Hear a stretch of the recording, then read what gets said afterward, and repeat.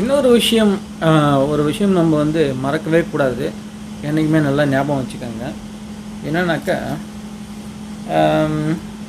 இப்போது உங்கள் லைஃப்பில் நீங்கள் வந்து முன்னாடி போகணும், ஜெயிக்கணும், ஒரு 4 பேர்த்துக்கு முன்னாடி நீங்கள் வந்து கௌரவமாக வாழணும் அப்படின்னு ஆசைப்பட்டுட்டீங்க அப்படின்னாக்க, கண்டிப்பாக நீங்கள் ஒரு விஷயத்தை ஃபாலோ பண்ணியே ஆகணும். இந்த குரங்கு மனம் தாவற மாதிரி கதையை வச்சுக்கிட்டிங்கன்னா கண்டிப்பாக உங்களால் ஜெயிக்கவே முடியாது. இது நல்லா ஞாபகம் வச்சுக்கணும்.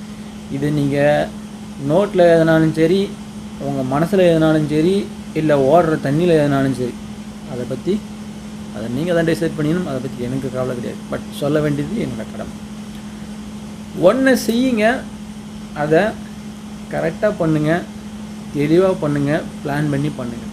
சரிங்களா? இந்தாண்ட போனோம், இங்கே போனால் 10 ரூபா கூட்டி வாரிடலாம். அவன் சொன்னான்னுட்டு இதை விட்டுட்டு போய் அதில் போய் செஞ்சிங்கன்னா அதுலேயும் ஒன்றும் பண்ண முடியாது. இதுவும் போச்சு, அதுவும் போச்சு. இந்த மாதிரி சுற்றி இருக்கிறதெல்லாம் நாய் வாய் வைக்கிற மாதிரிலாம் வச்சுக்கினாக்கா உங்களால் எதுவுமே செய்ய முடியாது.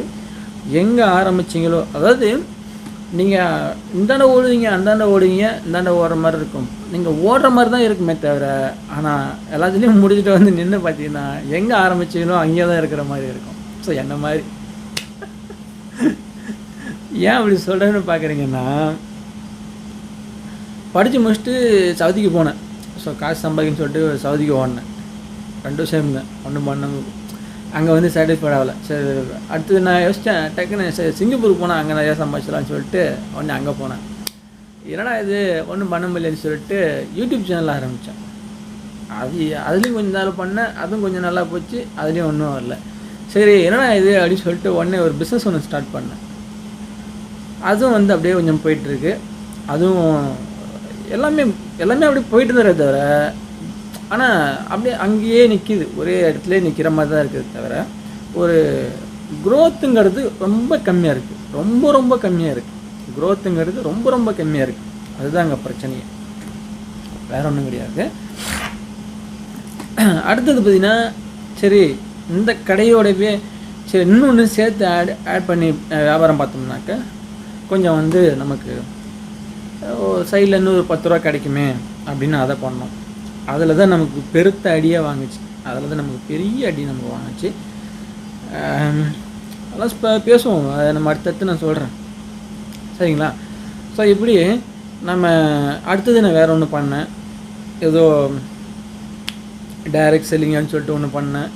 ஸோ எல்லாத்துலேயும் போய் நம்ம அங்கேன்னு அப்படியே நம்ம நாய் பதறின மாதிரி அங்கேயும் இங்கேயும் போய் வாய வச்சோம். அப்படியே இப்படி சுற்றி வந்தோம்னா எங்கே இருக்கிறோமோ அங்கேயே தான் இருக்கிறோம். ஸோ அன்னைக்கு ஸ்டேஜ்லேயுமே இந்த பண பிரச்சனை இருக்குது. இவ்வளோத்தரம் சுற்றி அடித்து இவ்வளோத்தரம் இப்படி பண்ணோம், இப்படி ஓடணும், ஓடியாந்தோம், எல்லாம் பண்ணோம். அப்படி பண்ணி மறுபடியும் வந்து அதே பண பிரச்சனை தான் மறுபடியும் அங்கேயே தான் நிற்கிறோம். ஸோ என்னென்னா 2016, 2024 ஸோ இந்த பீரியடுங்கிறது நீங்கள் கனெக்ட் பண்ணிங்கன்னா ரொம்ப பெரிய ஒரு கேப். இந்த கேப்பு நீங்கள் வந்து அதை அப்படியே ஒரு லைன் போட்டிங்கன்னா இந்த லைனுங்கிறது பெருசாக போகும். இதில் க்ரோத்துன்னு சொல்லிட்டு உங்களை வச்சு ஒரு லைனை போட்டோம்னா அந்த க்ரோத்துங்கிறது அந்த 2016 இருந்துச்சு பார்த்தீங்களா, அதில் இந்த இந்த இந்த லைனை கணக்கு பண்ணும்போது இந்த லைனுங்கிறது ரொம்பவே 0 பாயிண்ட் கம்மி, அந்த லெவலில் வந்து ஷார்ட்டாக இருக்குது. ஸோ என்னென்னா வருஷம் ஓடி இருக்குது, நம்ம வந்து நான் அங்கேயும் இப்படி உத பண்ணால் இப்படி ஒன்று அப்படி பண்ணலாம் சொல்லிட்டு ஓகன்னு விழுந்து பிறண்டும் ஒன்றும் வேலைக்கு ஆகலை. நம்ம எங்கே இருந்தோமோ அங்கே தான் இருக்கிறோம். புரிஞ்சுங்களா இப்போ உங்களுக்கு? இப்போ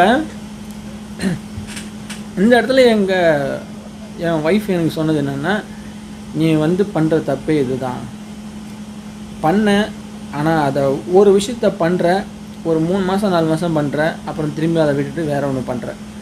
ஒரு விஷயத்த ஸ்டார்ட் பண்ணுற, ஒரு 3-4 மாதம் பண்ணுற, அதுலேருந்து எந்த ரெஸ்பான்ஸும் வரேன்னா மறுபடியும் அடுத்தது வேறு ஒன்று தாவிடுற.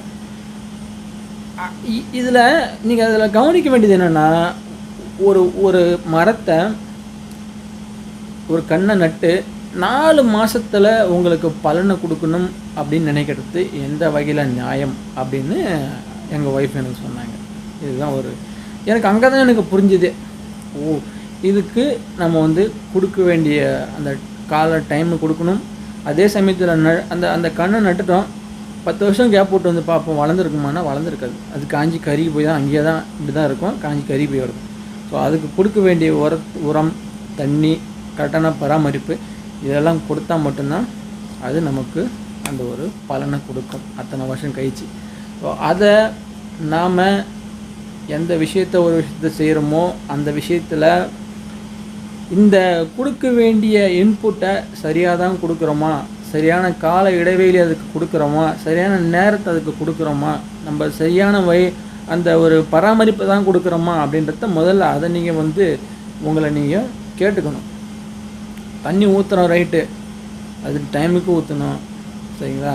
உரம் போடுற ரைட்டு, என்னத்தையே கொண்டு வந்து போகிறதில்ல, அது என்ன செடியோ அந்த செடிக்கு ஏற்ற உரத்தை வைக்கணும். அந்த மாதிரி இருக்குது. அதெல்லாம் பார்த்துக்கணும். ஏன்னா இப்போ தண்ணி நெற்பயிரெலாம் பார்த்திங்கன்னா தண்ணி நிறைய விடணும். இன்னும் சில செடியெல்லாம் பார்த்திங்கன்னா தண்ணி நிறைய விடக்கூடாது, வாரத்துக்கு ஒரு தடவை தண்ணி கட்டணும். அந்த மாதிரிலாம் இருக்குது. ஸோ எதுக்கு என்ன பண்ணணும், எந்த ரேஷியோ, இந்த மாதிரிலாம் நிறைய விஷயங்கள் இருக்குது. அதெல்லாம் கொஞ்சம் பார்த்து கரெக்ட் பண்ணிக்கோங்க, நல்லா புரிஞ்சுக்கிங்க. ஏதோ ஒன்று பண்ணாலும் தெளிவாக பண்ணுங்கள். அதில் உங்களுக்கு நாலேஜ் இருக்கான்னு பாருங்கள். அந்த நாலேஜு அதை வச்சு உங்களால் ஏதாச்சும் டெவலப் பண்ண முடியுமான்னு பாருங்கள். இல்லை அந்த நாலேஜை இன்னும் இம்ப்ரூவ் பண்ணோம்னா, இன்னும் கொஞ்சம் டிஃப்ரெண்ட்டாக ஏதாவது பண்ணால் அதில் உங்களால் வந்து ஜெயிக்க முடியுமான்னு நிறைய யோசிங்க, நிறைய ரிசர்ச் பண்ணுங்கள். ஸோ இந்த மாதிரிலாம் இருக்குது. இது உங்களுக்கு மட்டும் நான் சொல்லலை, எனக்கும் நான் சேர்த்து தான் எனக்கும் நான் சொல்லிக்கிறேன். ஏன்னா நம்ம அந்த மாதிரி சில தவறுகள் நிறையவே நம்ம பண்ணிட்டு வந்துட்டோம். அது இல்லைலாம் மறைக்கவே முடியாது, நிறைய நம்ம பண்ணிட்டோம். அதெல்லாம் வந்து நிறையா இருக்குது. அதெல்லாம் கொஞ்சம் பார்த்து சரி பண்ணிக்கோங்க. இதெல்லாம் நமக்கு அப்போ சரியாக யாரும் சொல்கிறதுக்கு இல்லை, அப்படியே இருந்துட்டோம். அதனால் எதை என்னால் முடிஞ்சு கத்திரி கிடக்கிறேன். ஸோ எடுத்துக்கிறவங்க எடுத்துக்கோங்க. நன்றி.